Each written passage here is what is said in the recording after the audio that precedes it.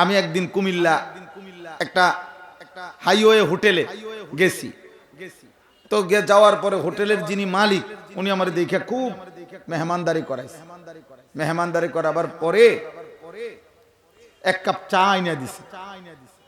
তো উনি আমারে বুঝাইছে যে হুজুর আমি এই যে চাটা আপনাকে দিলাম, এই চাটা এই ফ্লেভারে বানাইবার জন্য আমি পৃথিবীর 3টা রাষ্ট্রে ঘুরছি এবং ব্যাপক গবেষণা করে উনি স্যার এই পদ্ধতিটা কুমিল্লাতে নিয়ে আসছে। সুবহানাল্লাহ, চিন্তা কত বড় নিয়ামত। স্যার উপরে উনি 3 দেশ ঘুরে লাইছে, এবার বনের উপরে উনি কি ঘুরাটা ঘুরা দরকার। দুনিয়া ওনারে কি পাগল বানাইছে, দুনিয়া ওনারে কি পাগল বানাইছে। উনি মানে এমন বর্ণনা দিল, সেই বর্ণনার তুলনা এটা আমার কাছে সাও না স্যার জাতও মনে হয়েছে না, কিছুই মনে হয়েছে না। তা ফালতু জিনিস উনি আমারে বুঝাইল। আমি পরে বলি যে কেমন লাগে, আমি সেরকম লাগে। আলহামদুলিল্লাহ, আল্লাহ পাক রব্বুল ইজ্জত জুল জালাল ওয়াল ইকরামের ফজল কারাম, রব্বুল আলামিনের অপরিসীম ইহসান, মেহেরবানি, দয়া, আল্লাহ তাআলা আমাদেরকে আজ 3 দিন ব্যাপী 42তম ঐতিহাসিক আজকের এই মোতাবারক ইসলামী মহাসম্মেলনের 3য় দিনে, সমাপ্তি দিনে আল্লাহ তাআলাই আমাদেরকে আসবার, বসবার, আল্লাহর জন্যই জমা হওয়ার তৌফিক দান করেছেন। আলহামদুলিল্লাহ। প্রিয় ভাই নওজোয়ান, বয়স্ক বাবা, বিশেষ করে যারা নওজোয়ান, সবাইকে বলতেছি মোবাইল হাতে ধরে ভিডিও বা রেকর্ড করা যাবে না। মোবাইল হাতে ধরে একজনও হুজুর, পাবলিক, টুপিওয়ালা, টুপি ছাড়া কেউই না, উপরে নিচে স্টেজে, আমি সবার জন্য নিষেধ করলাম। আমার এটা আদেশ, এটা অনুরোধ না, আমি এটা আদেশ করলাম। অতএব একজনও এরপরে আমার যাকে নজরে পড়বে তারে দমক দেব, চেষ্টা করবো উঠাই দিতে, বাইর করে দিতে। না হয়তো এখানকার সিকিউরিটি লোক ডাক মুজে আপনারা উঠাই দেওয়ার জন্য। আর যদি আপনি নিজে রাগ করে চলে যান তো আলহামদুলিল্লাহ, যাইতে পারেন, এত আমার কোনো সমস্যা নেই। যদি বলেন যে হুজুর আপনার মতো হুজুরের ওয়াজ শুনলাম না, আপনার মতো বেডৈত্রেও আমি বললাম না, বুঝেন নাই, তেমন কোনো অসুবিধা নাই। কিন্তু মোবাইল হাতে ধরে কোনো পেরেশানি করা যাবে না, এতে দিল জমে না। সমস্যা কি? মনোযোগ হয় না। কোরআনুল কারীমের মধ্যে আছে আল্লাহ তাআলা স্পষ্টভাবে বলছেন এই 2টা জিনিস জরুরি। ফাসতামিউ লাহু ওয়া আনসিতু, যখনই আমার কোরআন পড়া হয়, বলা হয়, আল্লাহ তাআলা বলেন তোমরা মনোযোগ দিয়ে শোনো এবং চুপ থাকো। এই 2টা আল্লাহর আদেশ। লাআল্লাকুম তুরহামুন, আল্লাহ তাআলা বলেন যদি তোমরা মনোযোগ দিয়ে শোনো এবং চুপ থাকো তো আল্লাহ পাক বলছেন অবশ্যই তোমাদের উপর রহমত বর্ষিত হবে।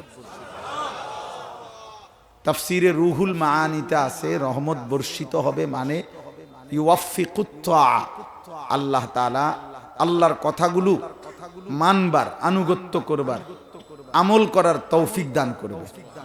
এটাই রহমত, এটাই রহমত।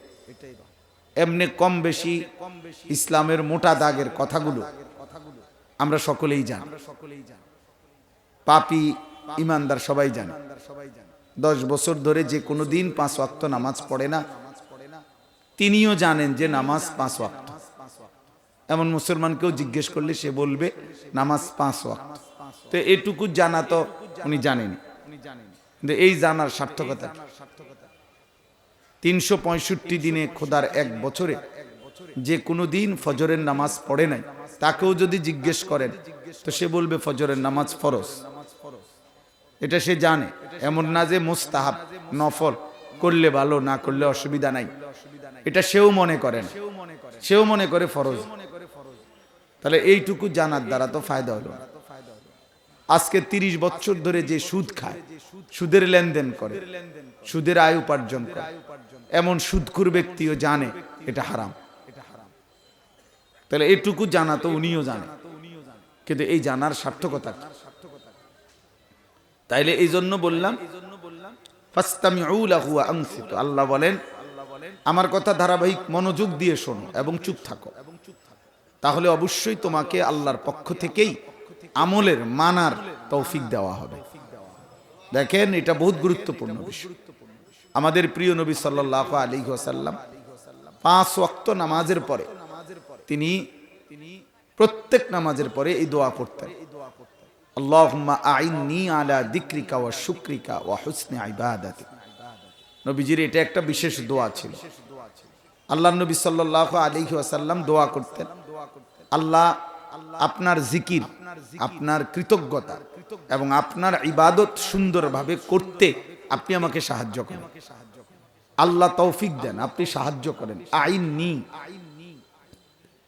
রাসূলুল্লাহ সাল্লাল্লাহু আলাইহি ওয়াসাল্লামের বিখ্যাত সাহাবী হযরত মুআজ ইবনে জাবাল রাদিয়াল্লাহু তাআলা, ওনাকে নবীজি বলছেন, ইন্নী উহিব্বুকা মুআজ, আমি তোমাকে খুব ভালোবাসি।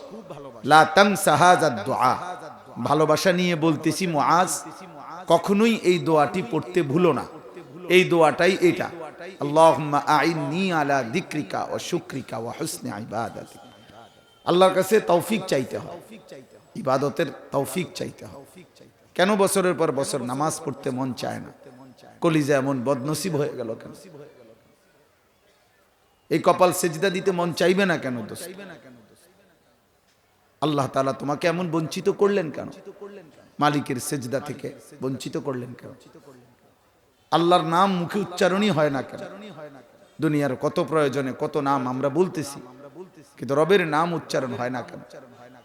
এটা দুর্ভাগ্য, দুর্ভাগ্য। দুনিয়া আল্লাহ তাআলা সবাইকে ভোগ করতে দেয়, কিন্তু আল্লাহর গোলামি, আল্লাহর বন্দিগি, আল্লাহর ইবাদত, আল্লাহর পথে চলা, আখিরাতের পথ পাওয়া, জাহান্নাম থেকে বাঁচার চেষ্টা, জান্নাতে যাওয়ার মেহনত, খোদার কসম বাপ, আল্লাহ যাকে ইচ্ছে করে, পছন্দ করে, তাকে দান করে।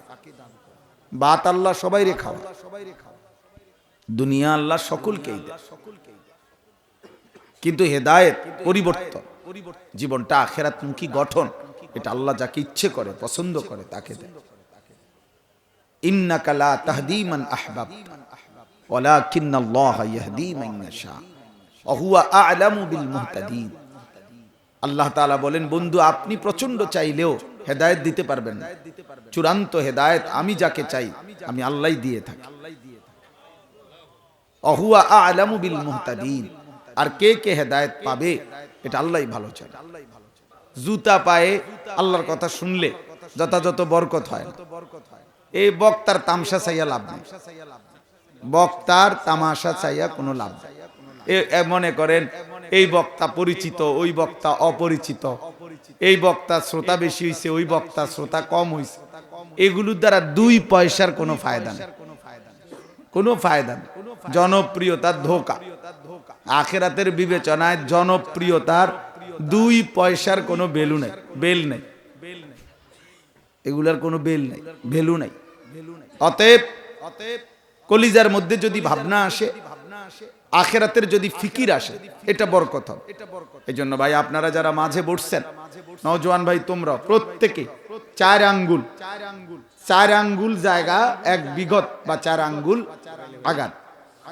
যিনি আগাবেন আল্লাহর রহমতের দিকে আগাইবেন, এবং আপনার একটু এগিয়ে আসার দ্বারা যদি আরেকজন ভাই বসতে পারে, তো ওর পুরা বসার সওয়াব আপনি পাবেন, কোনো সন্দেহ নেই। এই জন্য দয়া করে প্রত্যেকে একবারই, আমি আর বলবো না, একবারই কষ্ট করে প্রত্যেকেই একটু না, ওই কিছু লোক আছে তামসা চায় যে দেখি আমি তো আগাইতাম না, অন্য কেউ আগায় কিনা দেখি।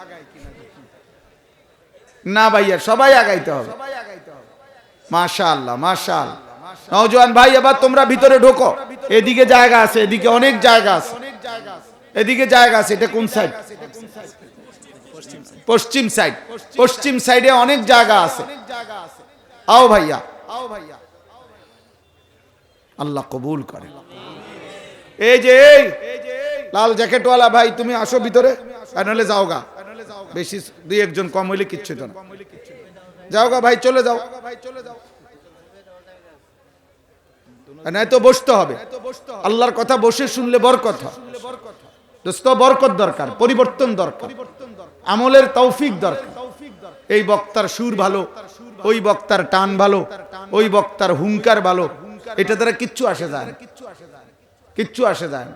3 দিনের বক্তা আপনারা বসে বসে মিটিং করবেন যে মোট 3 দিনে মোট 3-4-12 জন বয়ান করছেন। এখন মিটিং করেন যে কার সুর ভালো, কার টান ভালো, কার চিৎকার ভালো, কার হুঙ্কার ভালো, কার জঙ্কার ভালো। হ্যাঁ, এগুলো দিয়ে কি হবে? এটা দিয়ে হবে কি? জনপ্রিয়তা দিয়ে হবে কি? আমাকে মনে করেন 1 কোটি মানুষ চিনে, আমার কবর রাজাব মাফ তো আমি এটা দিয়ে করবো কি? বলেন, ইনসাফের কথা বলেন। আমারে মনে করেন 1 কোটি মানুষ চিনে, তো এতে আপনাদের কারো কবর রাজাব মাফ, তো আমার জনপ্রিয়তা দিয়ে আমনের কি? আপনি লাফান কিনতেন? তাহলে এগুলা ধোকা, শতভাগ ধোকা। ওয়ামাল হায়াতুদ দুনিয়া ইল্লা মাতাউল গুরুর। আল্লাহ বলছে, বান্দা দুনিয়ার জীবন পুরাটাই ধোকা। এখানের হাসিটাও ধোকা, এখানের কান্নাটাও ধোকা। ধোকা,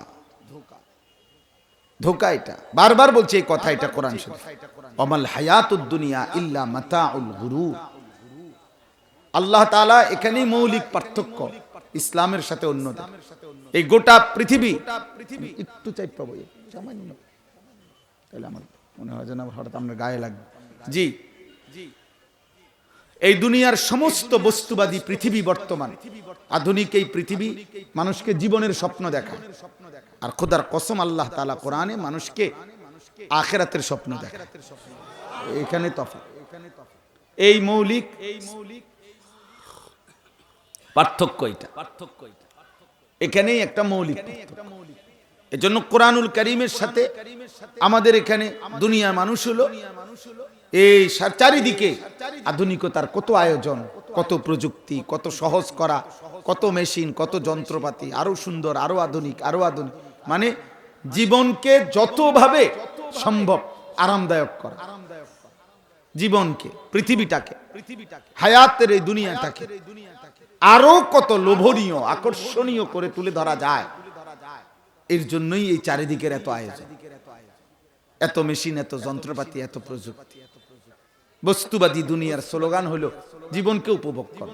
অকালু, আল্লাহ তাআলা বলেছেন নাফরমান পাপীদের বক্তব্য, মা হিয়া ইল্লা হায়াতুনাদ দুনিয়া। জীবন বলতে আর কিছুই না, শুধুই দুনিয়া। বেঁচে থাকাই সার্থকতা, বেঁচে থাকাই সার্থকতা। আর আল্লাহ তাআলা বলেন ওমা হাযিহিল হায়াতুদ দুনিয়া ইল্লা লাহবু ওয়া লাইব। বান্দা দুনিয়ার জীবন আর কিছুই নয়, শুধুই তামাশা, শুধুই খেলাধুলা। ওয়া ইন্নাদ দারাল আখিরাতা লাহিয়াল হায়াওয়ান। আর আখিরাতের ঘর জান্নাত, সেটাই মূলত জীবন। লাউ কানু ইয়ালামুন, যদি বান্দা বুঝতে, কত না ভালো হইতো। এজন্য পুরা কোরআন এটা বলছে আল্লাহ, ওয়ালাদ দারুল আখিরা খায়রুল লিল্লাযিনা ইয়াত্তাকুন আফালা তাকিলুন। আল্লাহ তাআলা বলেন আখিরাতের ঘর সমস্ত মুত্তাকি, আল্লাহকে ভয় করে, গুনাহ থেকে বেঁচে থাকে, তাদের জন্য আখিরাতের ঘর জান্নাতি হচ্ছে উত্তম খায়ের। আফালা তাকিলুন, আমার বান্দা তোমরা কি বুঝবা না? বিষয়টা কি বুঝতে চাচ্ছ না যে আমি কি বলতে চাচ্ছি? আমি আল্লাহ তোমাকে বারবার বুঝাইতে চাচ্ছি আখিরাত। তুমি ব্যস্ত কেবল দুনিয়া, তুমি বারবারই ভুলে যাও আখিরাত। ইয়ালামুনা যাহিরাম মিনাল হায়াতিদ দুনিয়া ওয়া হুম আনিল আখিরাতি হুম গাফিলুন। আল্লাহ বলেন, আহা আমার বান্দা দেখি দুনিয়ার জীবনের বাহ্যিক দিকটা, মাটির উপরের এই দুনিয়াটা খুব বুঝতেছে। ইয়ালামুনা, এটার উপরে কত পড়ালেখা, কত গবেষণা, কত থিসিস। আমি একদিন কুমিল্লা একটা হাইওয়ে হোটেলে গেছি, তো যাওয়ার পরে হোটেলের যিনি মালিক উনি আমার দেখে খুব মেহমানদারি করাইছে। মেহমানদারি করাবার পরে 1 কাপ চা আইনা দিছে। তো উনি আমারে বুঝাইছে যে হুজুর আমি এই যে চাটা আপনাকে দিলাম, এই চাটা এই ফ্লেভারে বানাইবার জন্য আমি পৃথিবীর 3টা রাষ্ট্রে ঘুরছি এবং ব্যাপক গবেষণা করে উনি স্যার এই পদ্ধতিটা কুমিল্লাতে নিয়ে আসছে। সুবহানাল্লাহ, কত বড় নিয়ামত। স্যার উপরে উনি 3 দেশ ঘুরে লাইছে, এবার বনের উপরে উনি কি ঘুরাটা ঘুরা দরকার? দুনিয়া ওনারে কি পাগল বানাইছে, দুনিয়া ওনারে কি পাগল বানাইছে। উনি মানে এমন বর্ণনা দিল, সেই বর্ণনার তুলনা এটা আমার কাছে সাও না সার জাতো মনে হয়েছে না, কিছুই মনে হয়েছে না, একটা ফালতু জিনিস উনি আমারে বুঝাইলো। আমি পরে বলি যে কেমন লাগে, আমি সেরকম লাগছে, মানে আমার কাছে যেরকম মনে হয়েছে আর কি। এই দূরে বলছি আর অনেক কি কওয়া নাই। আহা, এই জন্য আল্লাহ বলেন ইয়ালামুনা যাহিরাম মিনাল হায়াতিদ দুনিয়া, দুনিয়া তো খুব বুঝলা, দুনিয়ার জন্য প্রচুর জ্ঞান অর্জন করলা। ওহুম আনিল আখিরাতি হুম গাফিলুন। ভিজিটিং কার্ডের নিচে 4টা পদবি, এত এত এত এত ডিগ্রি, এত এত ডিগ্রি, কি আবার এই ভদ্রলোক খুব হাসি মুখে স্বাভাবিক মুডে বলে, হুজুর আমরা তো জেনারেল শিক্ষিত, তো এই জন্য কোরআনুল কারীম পড়তে পারি না। বাহ, অসাধারণ বলা আপনার এই কথাটা। কত বড় মুসলমান হয়ে দুর্ভাগ্য, বদনসিব, আরে মন্দ কপাল। 16 বছর তোমারে দুনিয়া শিখাইলো, এই দুনিয়ার এতগুলো বই, এতগুলো পড়া, এই তামাম পৃথিবী 4টা দেশের ডিগ্রি, এই সব কিছু তোমারে দুনিয়া এত বুঝাইলো, অথচ তোমার মালিক ভুলায় দিল, আখিরাত ভুলায় দিল, কবর ভুলায় দিব। এটা দুর্ভাগ্য ছাড়া আর কিচ্ছু হইতে পারে না। অহুম আনিল আখিরাতি হুম গাফিলুন। আল্লাহ বলেন, হায় এই মানুষগুলি যারা দুনিয়া খুব বুঝতেছে, অথচ এই মানুষগুলি আখিরাত থেকে গাফিল হয়ে আছে, গাফিল হয়ে আছে। কোরআনুল কারীমের মধ্যে আছে যত লোক জাহান্নামী হবে, যত মানুষকে আল্লাহ জাহান্নামে দেবে, সমস্ত জাহান্নামীর সম্মিলিত পরিচয়, একত্রিত পরিচয় হলো, আল্লাহ কোরআনে বলছে উলাইকা হুমুল গাফিলুন, এরা সবাই গাফেল, এরা সবাই গাফেল। আল্লাহ নিজে বলছেন এই সমস্ত জাহান্নামী। কেন জাহান্নামী? আল্লাহ বলেন কারণ এরা গাফেল, এরা গাফেল ছিল, আখিরাত থেকে গাফেল ছিল। এরা চাইলে পারত, এরা ব্যালেন্স করতে পারত, এরা শত ব্যস্ততার ভিতর দিয়েও ব্যালেন্স করলে, ফিকির করলে, বুঝলে একটা সহজ 5 ওয়াক্ত নামাজ পড়বেন আপনি, এইটাকে আপনার আরো 10টা কাজের সাথে মিলায় নেন, এটা একটা সহজ বিষয়। আপনি কোরআনুল কারীম শিখতে হবে, এটা আপনি আপনার এতগুলো পড়ার সাথে মিলায় নেন, একটা সহজ বিষয়। আপনারে দুনিয়া বুঝাবার জন্য এত বুঝাইলো, বাংলা প্রথম পত্র আলাদা, দ্বিতীয় পত্র আলাদা, সাধারণ গণিত আলাদা, উচ্চতর গণিত আলাদা, আপনারে পদার্থ আলাদা, জীববিজ্ঞান আলাদা, রসায়ন বিজ্ঞান আলাদা, আপনার ইংরেজি প্রথম পত্র আলাদা, দ্বিতীয় পত্র আলাদা, এত কিছু পড়াইলো। দুনিয়া আপনারে এইভাবে বুঝাইলো, দুনিয়া আপনারে আলাদা আলাদা ডিপার্টমেন্ট ভাগ করে করে করে পড়াইলো। অথচ আপনাকে আপনার 16 বছর প্রতিদিন যদি 10 ঘন্টা করে পড়ে থাকেন, একজন জেনারেল শিক্ষিত ছেলে ভাই যারা আল্লাহর কোরআন দেখে দেখেও যারা পড়তে পারেন না, আপনার কপালে দুর্ভাগ্য। টাকা পয়সা কামাই করেন, আপনার সমপরিমাণ পড়ালেখা না করে মূর্খ ব কলম এর চাইতে বেশি পয়সা রোজগার করে, আপনার কাছে না থাকলে আমার কাছে আছে, আমি দেখাবো, চলে। কত কোটি টাকা দরকার, কত কোটি টাকা দরকার, কত হাজার কোটি টাকা দরকার। আমার এলাকা আছে, আমার বাড়ি কুমিল্লা লাকসাম, আমার এলাকা আছে, 1000 কোটি টাকার মালিক, মূর্খ একেবারেই বকল, টিপসই দেয়। ঢাকা শহরে একটা পূর্ণাঙ্গ মডেল টাউনের মালিক, একটা বিল্ডিং না। ওনার ফ্যাক্টরি যেখানে, ওই এলাকা ওনার ফ্যাক্টরির নামেই পরিচিত।